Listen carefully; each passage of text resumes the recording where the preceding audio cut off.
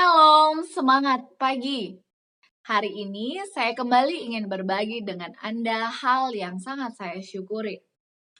Beberapa hari yang lalu di hari Kamis ketika saya keluar rumah untuk mencari tempat servis dari PC komputer saya yang rusak, di jam makan siang saya berusaha untuk mencari suatu tempat rumah makan vegetarian. Karena sudah lama di kondisi COVID ini tidak keluar rumah dan saya ingin memakan makanan vegetarian. Puji Tuhan, saya berhasil menemukan toko tersebut di area terdekat dari tempat servis komputer. Lalu saya masuk dan di sana ternyata toko tersebut menyajikan makanan secara prasmanan. Itu artinya saya bisa memilih apa saja yang ingin saya nikmati. Saya senang, mata saya itu sepertinya berbinar-binar melihat makanan vegetarian. Karena walaupun saya tidak vegetarian murni, saya tidak dapat memakan daging. Jadi saya perlu makanan pengganti.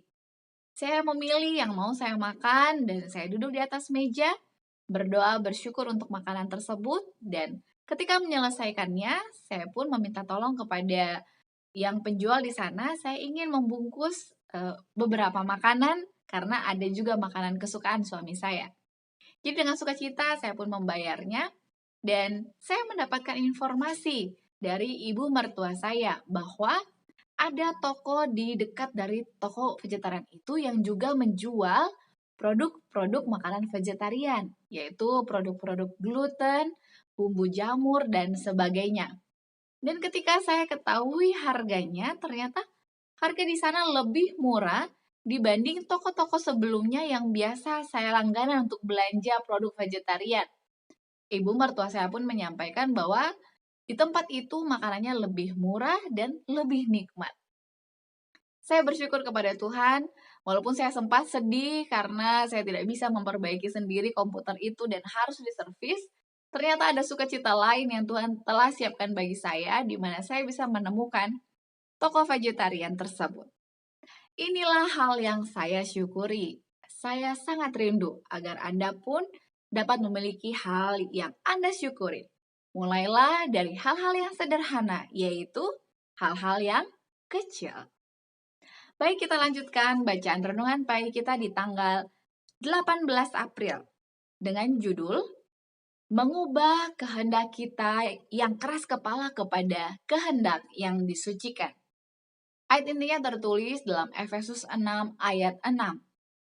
Sebagai hamba-hamba Kristus yang dengan segenap hati melakukan kehendak Allah. Penjelasannya, janganlah seorang pun berkata, saya tidak dapat mengalahkan cacat tabiat saya. Karena jikalau inilah keputusan hatimu, maka engkau tidak dapat beroleh hidup yang kekal. Keadaan mustahil itu semuanya berada dalam kehendakmu. Jikalau engkau tidak berkehendak, itulah yang merupakan tidak dapat itu. Kesukaran yang sebenarnya ialah kecurangan hati yang tidak disucikan dan keengganan untuk menyerah kepada kehendak Allah.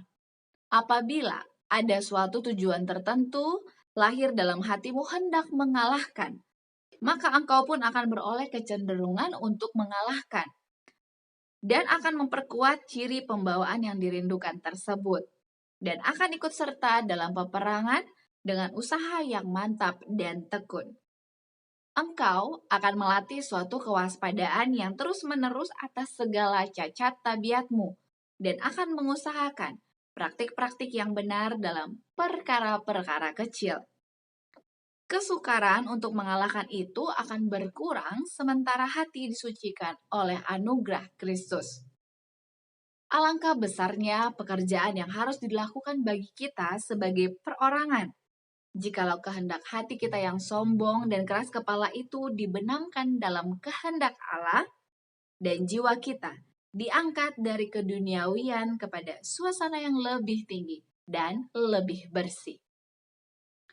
Kemauan diri dan kesombongan itulah kejahatan yang membalikan malaikat-malaikat menjadi roh-roh jahat dan menutup pintu gerbang surga terhadap mereka. Engkau tidak dapat mengontrol dorongan hatimu, emosimu, seperti yang engkau inginkan. Tetapi, engkau dapat mengendalikan kemauan dan dapat mengadakan perubahan menyeluruh dalam hidupmu. Oleh menyerahkan kehendakmu kepada Kristus, maka hidupmu pun akan tersembunyi dengan Kristus di dalam Allah dan bersekutu kepada kuasa yang di atas segala kerajaan dan kekuasaan. Engkau akan memperoleh kekuatan dari Allah yang akan memegang engkau erat-erat kepada kekuatannya dan suatu terang yang baru, bahkan terang iman yang hidup akan mungkin kepadamu. Akan ada di dalammu suatu kuasa, suatu ketekunan, dan suatu kesederhanaan yang akan menjadikan engkau suatu alat yang berbudi bahasa halus di dalam tangan Allah. Aplikasi bagi kita hari ini, mari kita membawa diri kita kepada kehendak Allah, berusaha untuk dapat mengalahkan cacat tabiat kita. Hanya kita sendiri yang tahu apa saja kekurangan dari tabiat kita.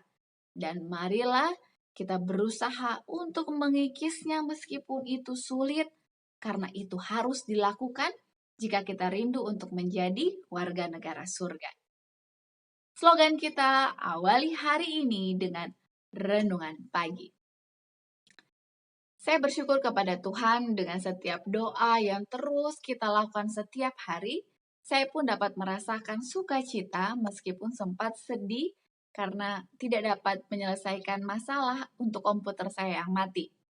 Ternyata ada saja ketika saya berdoa, bukan kemauan saya yang terjadi, harus kehendak Tuhan. Ketika kita berdoa, ada kalanya bukan doa kemauan kita yang dijawab Tuhan. Sebagaimana saya tidak berhasil untuk memperbaiki komputer saya yang rusak, dan ternyata harus dibawa ke tukang servis, saya pun tidak boleh bersedih dan berkecil hati. Tidak boleh marah kepada Tuhan kenapa Tuhan tidak membantu saya agar saya sendiri yang menyelesaikannya. Tapi saya harus belajar. Tidak selamanya kemauan saya yang dijawab oleh Tuhan.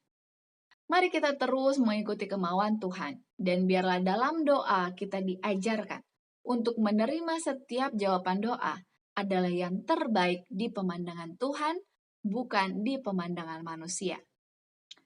Jika ada di antara Anda yang rindu untuk didoakan, mari Anda tuliskanlah usulan doa Anda di kolom komentar di bawah ini dan saya akan turut mendoakannya.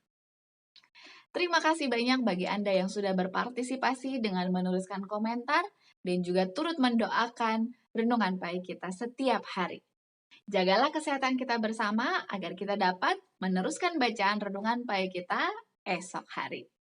Sampai jumpa, kiranya Tuhan senantiasa memberikan berkat bagi kita semua. Amin.